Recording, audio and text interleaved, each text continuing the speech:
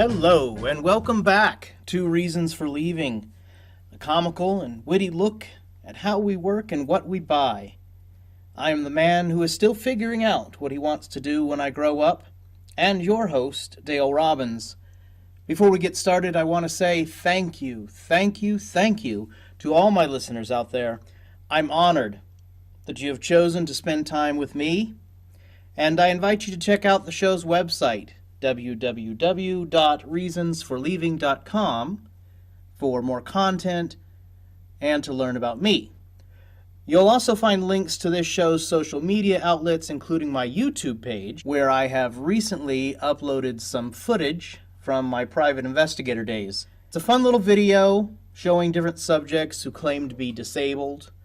Were they really? I'll let you watch the video and decide. And now, because truth is often stranger than fiction, here is the news. Microsoft announced strong revenue growth for the fourth quarter of 2020. Why? Video games. Social distancing and quarantine have more people stuck at home looking for things to do. This led to an increase of $1.3 billion over Q4 for 2019. Analysts are awaiting forthcoming sales data on Mountain Dew, Cheetos, and divorce filings. The Aunt Jemima brand is now officially Pearl Milling Company. In a move applauded as long overdue, PepsiCo returned to the original brand name of the product line, as the former image was rooted in racist stereotypes. After that announcement, the Mrs. Butterworth brand began more subtle changes to its product line, such as smoothing the features on the iconic syrup bottle to have a more ambiguous matronly figure. Oh, Captain Crunch, my Captain Crunch. It is quite possible you represent dark elements of history as well. But that's a discussion for another time. The Justice Department and the SEC announced investigation proceedings into what appears to be a coordinated attempt to manipulate trading prices on issues related to AMC and GameStop. However, legal experts agree that since the trading was spread among hundreds of individuals in small increments, and the coordination was largely through anonymous posts on message boards, prosecution for the majority of the conspirators will be unlikely.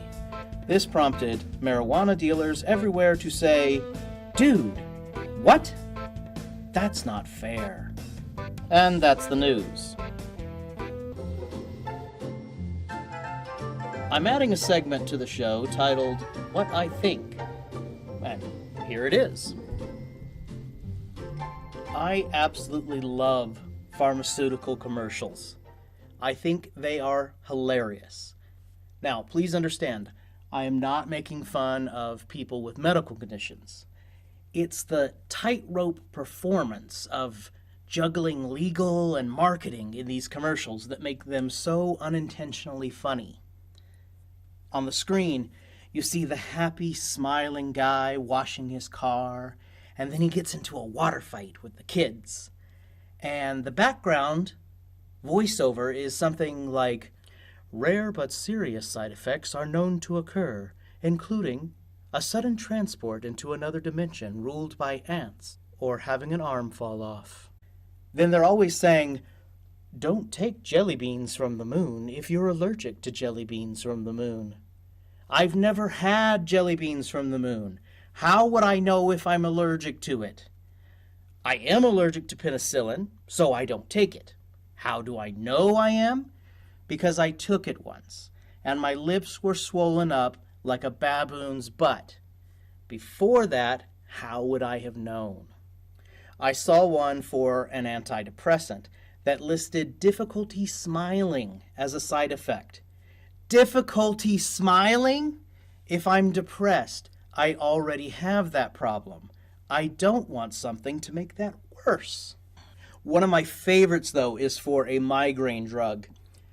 After 3 warnings that the drug could cause severe constipation, including a warning that the extent of the constipation could be so bad you may need to have surgery, the voiceover calmly says, "It doesn't matter what each day brings, because jelly beans from the moon are here to see you through."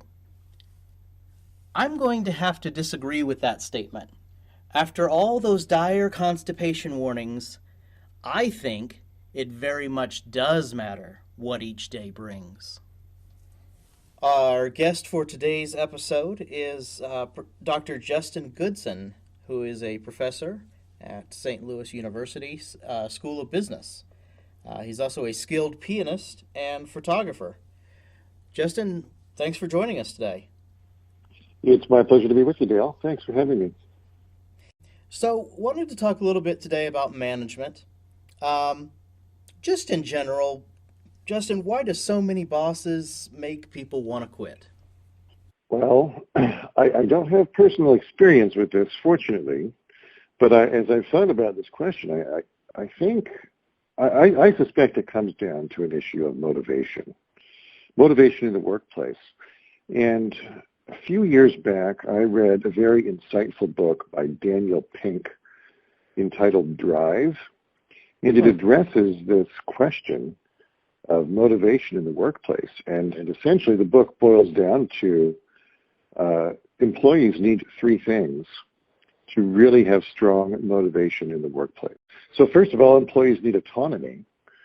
You need some degree of control over your schedule. Sure. This could be, for example, every other Friday you work on your own stuff at your own pace. Second, you need the opportunity for mastery. You need to be able to become really good at something. And this takes a lot of time, and I think autonomy is a prerequisite for that. And third, you need a sense of purpose.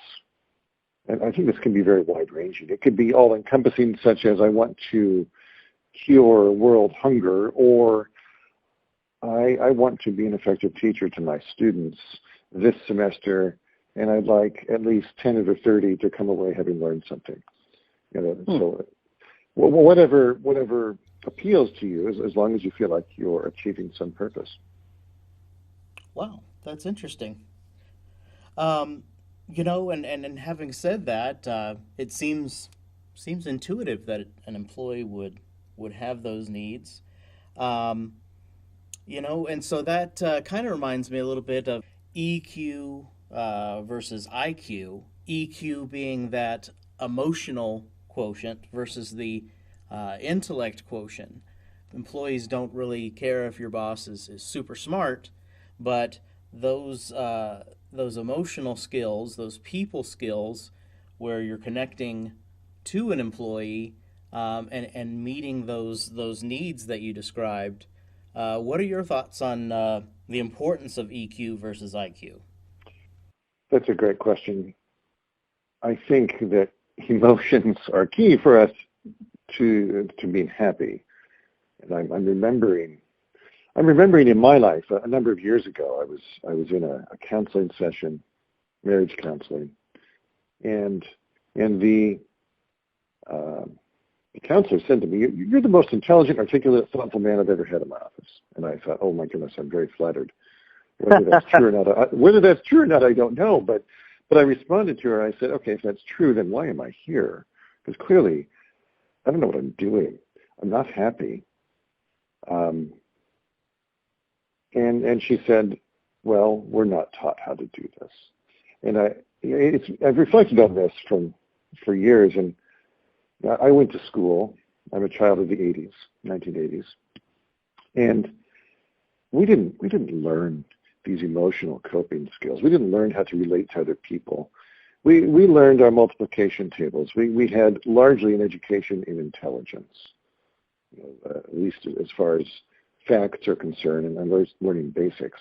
I never had, even in college, a class about emotions 101 or relationships 101. Thinking back on my upbringing and education as compared to my children now, who are openly discussing boundaries and, "Dad, can I share my feelings with you?" And so that generation hasn't reached management level yet, but there's hope for the future. That kind of brings me to my next point where, I've noticed in different fields that I've been that let's say metaphorically you've got the job where you've got these buttons that you push, you got two buttons, you push them, you got a lever that you pull, and you're cranking that lever, pushing the buttons all day. When it comes time for management, for a promotion, a team leader, something, it seems more often than not that we're not looking for, or the company is not looking for somebody with those EQ values, creativity, inspiration. Normally, the promotion goes to the person that has been pulling the lever and pushing the button the longest. What are your thoughts on that? My feeling is that seniority is a very objective way to measure, qualification for a promotion. It's easy, right? How many years have you been on the job? Right. These other measures, goodness, they can be kind of nebulous, especially depending on the profession. So that may be one reason. It might maybe there's a sense of loyalty and morale that is produced when we reward seniority. But on the other hand, this may not incentivize or reward innovation from the younger ranks if all you have to do is put in the time. So I think there's a tension there. And thinking about my job, both of these elements are required to advance. So both of these things are important, and to the extent they're important, probably depends on the profession. Certainly. So one last question. What's your funniest awful boss story? I don't know how funny it is, but it's certainly awful at times. In my profession, I am my own boss for the most part. But that means that I am both my best and worst boss. And in terms of worst boss, I can tell you that I am a master at procrastination. When there's something I don't want to do, and no one is on my case to do it, I can think up an unlimited number of excuses not to do this thing. And in hindsight, it's really funny to think, I didn't do that because what? Because I thought I needed to go and check my social media account again. We all experience that to some extent. This distraction mentality of when we hit a little bit of a hurdle, our brain immediately wants to go to something that is easier and it's going to give it a little more pleasure. So I am my worst boss in that sense. I can totally empathize with that. Well, Justin, it has been a pleasure chatting with you today, and thank you so much for joining the show. It's been my pleasure, Dale. Thanks for having me.